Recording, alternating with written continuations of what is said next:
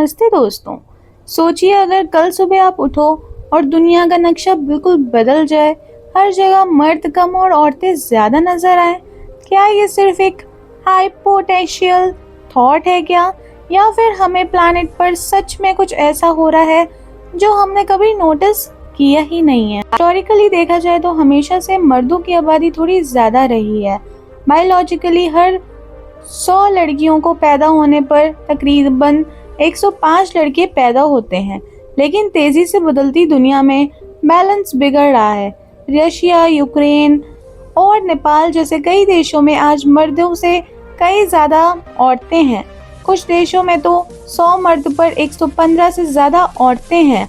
पर सवाल ये है कि ये ऐसा क्यों हो रहा है? साइंस कहती है कि बायोलॉजिकली औरतें मर्दों से ज्यादा लंबी उम्र जीती हैं।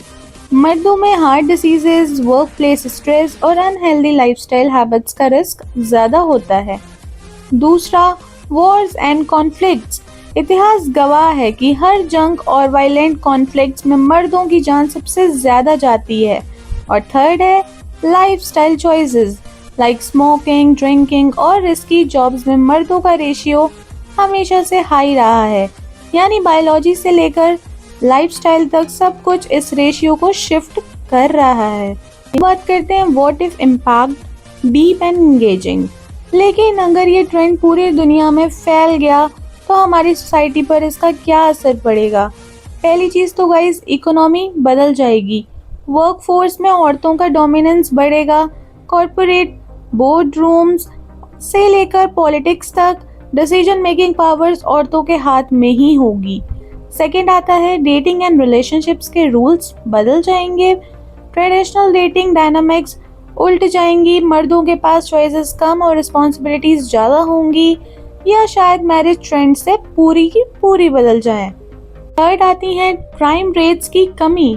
स्टडीज बताती हैं कि जिन सोसाइटीज में जेंडर रेशियो बैलेंस्ड या फीमेल लर्निंग होता है, वहाँ वायलेंट क्राइम्स के चांसेस कम हो जाते हैं। तो बात करते हैं द डार्क साइड चैलेंजेस की। लेकिन क्या ये सिचुएशन बिना किसी प्रॉब्लम के होगी? नहीं गाइस। एक तरफ जहाँ वुमेन्स एम्पावरमेंट को बूस्ट मिलेगा, वहीं दूसरी तरफ एजिंग पॉपुलेशंस और पेंशन सिस्टम्स पर बोझ बढ़ेगा, क्योंकि उम्रदराज औरतों की संख्या ज्यादा होगी। सिंगलहुड का ट्रेंड बढ़ेगा। लोनलीनेस और बड़ी सोशल प्रॉब्लम भी बन सकती है। इंडस्ट्रीज का ब्लूप्रिंट बदल जाएगा। आज हैवी मशीनरी, माइनिंग और कंस्ट्रक्शन जैसे सेक्टर्स में मेल लेबर डोमिनेंट हैं। अगर मर्दों की संख्या कम हुई तो इन सेक्टर्स में एक्सट्रीम ऑटोमेशन और एआई का यूज रातों रात बढ़ जाएगा। हैवी फिजिकल जॉब्स के लिए रोबोट्स ऑपरेट किए जाएंगे। बात करते हैं financial independence and consumer market की। एजुकेशन सेक्टर में पहले से ही औरतें काफी आगे निकल रही हैं। जब फीमेल्स पॉपुलेशन ज्यादा होगी तो global wealth, real estate, luxury markets का प्राइमरी बायर वुमेन ही होंगी। ब्रांड्स की marketing strategies completely female centric design होने लगेंगी। तो बात करते हैं सोशल एंड रिलेशनशिप डायनामिक्स पे। तो एक जगह जहां सबसे ज्यादा ड्रामेटिक चेंज आएगा और वो है डेटिंग, मैरिज और फैमिली स्ट्रक्चर। सोशल साइकोलॉजिस्ट कहते हैं कि जब किसी सोसाइटी में एक जेंडर की कमी होती है तो दूसरे जेंडर का अपर हैंड हो जाता है। बात करते हैं डेटिंग रूल्स के लिए जो उलट जाएंगी। आज के टाइम में जनरल डेटिंग एप्स पर मर्दों को पार्टनर ढूंढने में स्ट्रगल करना पड़ता है, पर आगे फीमेल पॉपुलेशन ज्यादा हो गई तो फीमेल मर्दों के पास चॉइसेस ज्यादा होने लगेंगी और औरतों के बीच कंपटीशन बढ़ जाएगा। बात करते हैं रीडेफिनिंग मैरिज की। तो मोनोगैमरस ट्रेडिशनल मैरिजेस कम हो सकती हैं। सिंगलहुड का ट्रेंड बहुत तेजी से बढ़ेगा।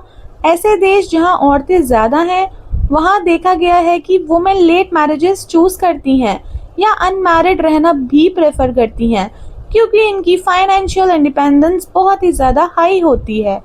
बात करते हैं उनके फैमिली सेटअप पे। सिंगल मदर्स और women led households normalize हो जाएंगे।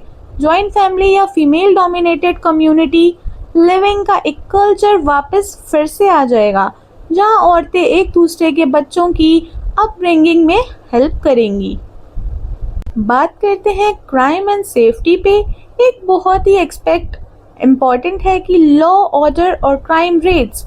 क्रिमिनोलॉजी का डेटा बताता है कि दुनिया भर में होने वाले वायलेंट क्राइम्स जैसे असॉल्ट, होमिसाइड्स और फिजिकल वायलेंस में 80% से 90% ऑफेंडर्स मेन ही होते हैं, स्पेशली यंग मेंस। अगर किसी सोसाइटी में मेल पॉपुलेशन कम होती है तो वहाँ वायलेंट क्राइम्स में बड़ी गिरावट हो सकती है।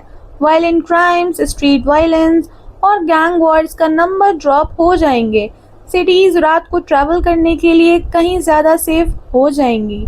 नंबर 2 पे आता है new focus on cyber and financial crimes. Harshad Mehta type white collar crimes या इमोशनल स्कैम्स बढ़ सकते हैं और फिजिकल वायलेंस सिग्निफिकेंटली ड्रॉप होगा।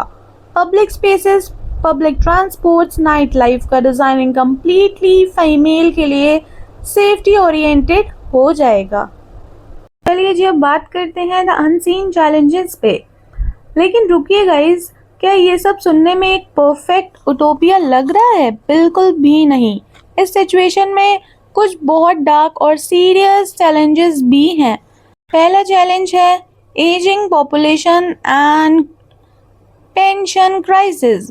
क्योंकि औरतें लंबी उम्र जीत जाती हैं, तो एक टाइम ऐसा आएगा जब देशों में एल्डरली वुमेन की आबादी बहुत ज़्यादा हो जाएगी और उनकी केयर करने के लिए यंग वर्किंग पॉपुलेशन कम पड़ जाएगी।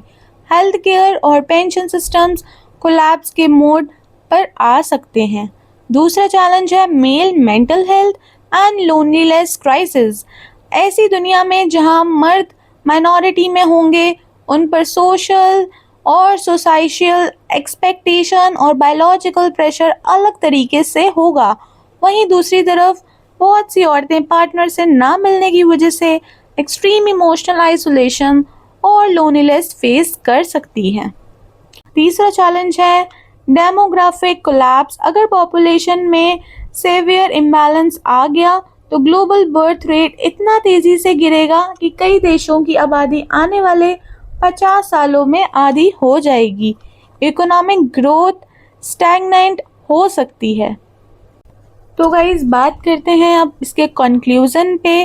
तो नेचर ने इस प्लैनेट पर हर चीज़ बैलेंस में बनाई है, चाहे मेल पॉपुलेशन ज़्यादा हो या फीमेल पॉपुलेशन। दोनों ही सिचुएशंस पर साथ नए अपॉर्चुनिटीज़ और नए डेंजर्स लाती हैं। सोसाइटीज़ तभी ब्लूम करती हैं जब दोनों जेंडर्स को इक्वली अपॉर्चुनिटीज़, रिस्पेक्ट, सेफ्टी मिले। पर ये ज़रूरी है कि अगर फ्यूचर में औरतें मेजॉरिटी में आती हैं तो दुनिया कई ज़्यादा एम्फैटिक, ऑटोमेटेड और सोशली शिफ्टेड ज़रूर नज़र आएगी। आपका क्या मानना है गाइस? क्या मर्दों के कम होने से दुनिया बेहतर बनेगी या कॉम्प्लेक्स? अपने व्यूज़ कमेंट सेक्शंस में ज़रूर शेयर करें। गाइस, मिलते हैं अब नेक्स्ट वीडियो में। तब तक के लिए bye bye everyone and take care. And please मेरी वीडियो को लाइक एंड शेयर करना बिल्कुल भी ना भूलें।